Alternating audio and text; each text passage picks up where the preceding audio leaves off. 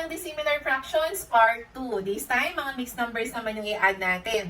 Same strategy tayo, kailangan kunin muna natin yung LCD dahil magkaiba yung mga denominators natin.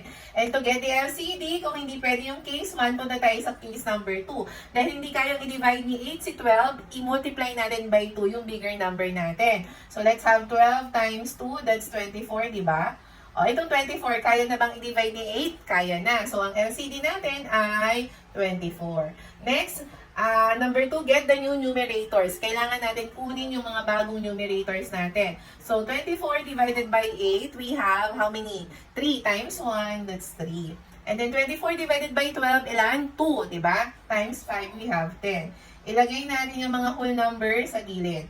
Una natin i-add yung mga whole numbers. So, 6 plus 4, ilan? Correct, that's 10. And then 3 plus 10, you have 13 over 24. Copy lang the same denominator. Now, simplify if possible. Kaya pa bang i-simplify yung 13 over 24? Hindi na. So, our final answer is 10 and 13 over 24. Now, you try. 5 and 1/4 plus 3 and 1/6.